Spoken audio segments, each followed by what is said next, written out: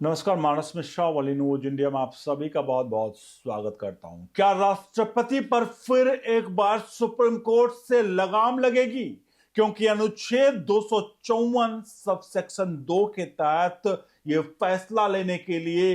क्या chief justice of India के सामने एक बार फिर जो याचिका आई, वो याद करिए जो मार्च के महीने में इसी साल एक फैसला आया जहां पर राष्ट्रपति और राज्यपाल की शक्तियों को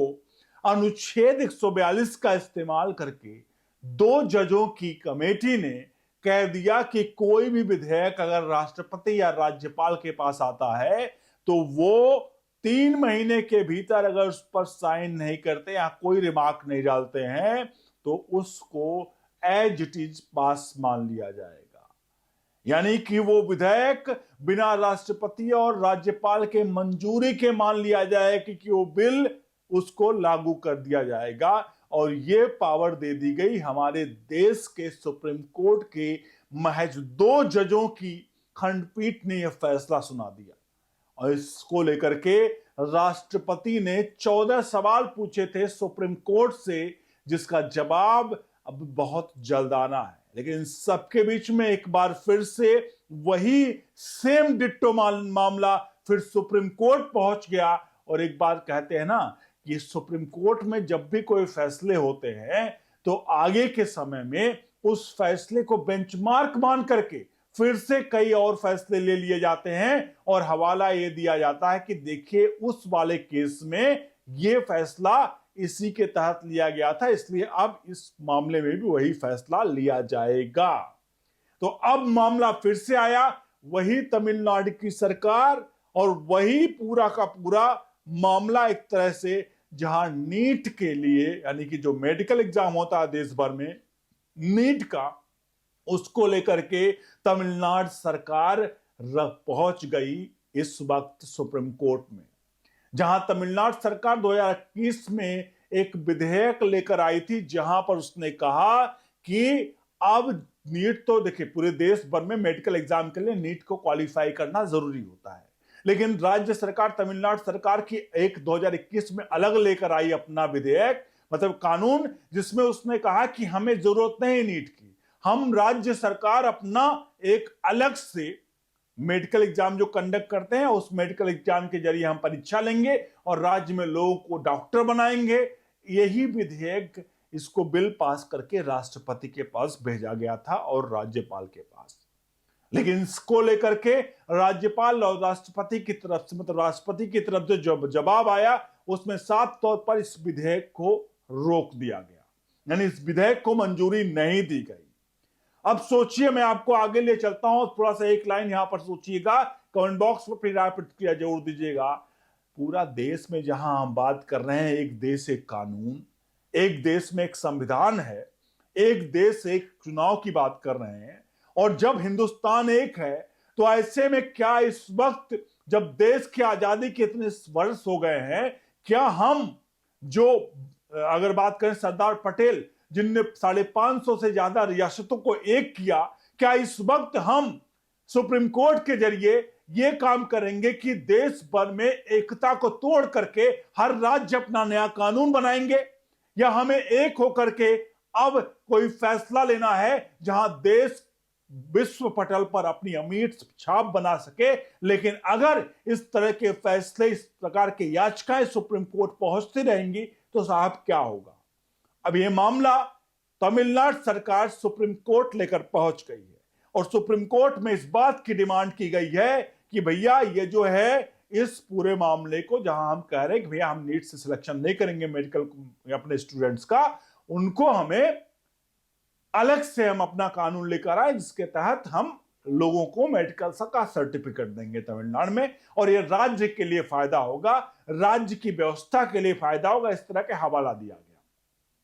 अब यह मामला सुप्रीम कोर्ट में सुनवाई के लिए पहुंच गया है।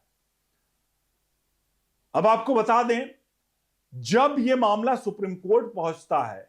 और सुप्रीम कोर्ट का अगर बात करें तो सुप्रीम कोर्ट इससे पहले भी अनुच्छेद 142 का इस्तेमाल करके मार्च में राष्ट्रपति और राज्यपाल की शक्तियों को सीमित करने का फैसला दे चुका है,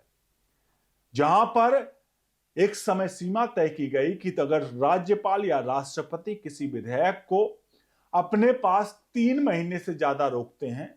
तो वो जो विधेयक है वो स्वतः ही मान लिया जाएगा कि भैया ये विधेयक मतलब लागू मान लिया जाएगा, उस पर राष्ट्रपति राज्यपाल की मतलब उसकी सहमति की आवश्यकता नहीं होगी। अब सोचिए, जिस अनुच्छेद 142 का इस्तेमाल किया गया उसी संविधान में, जहां अनुच्छेद 142 का है उसी संविधान में अनुच्छेद 200 और 201 है। जो अनुच्छेद 200 और 201 में लिखा गया है कि किसी भी विधेयक, कोई भी विधेयक राज्य सरकार या केंद्र सरकार पास करती है तो उसके लिए राज्यपाल और राष्ट्रपति के लिए क्रमशः 200 और 200 अनुच्छेद 200 201 में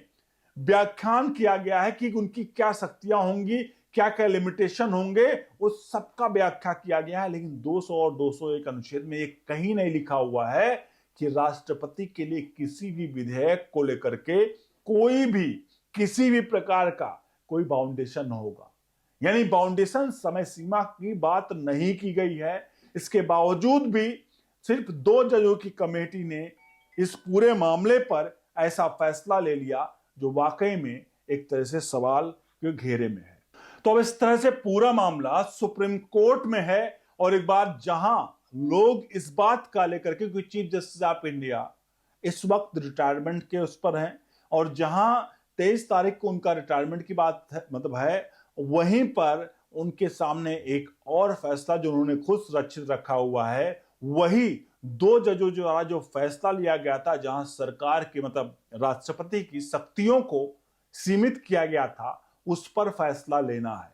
और वो फैसला बहुत जल्द, क्योंकि इस बात को लेकर के chief justice of India B R Gavai पहले ही कह चुके हैं कि मैं अपने रिटायरमेंट से पहले उस पर फैसला लूंगा। और एक बार फिर से वो फैसला का वक्त आ गया, वो घड़ी है कि हो सकता है ये खबर आप देख रहे हो तो फैसला आ चुका हो, लेकिन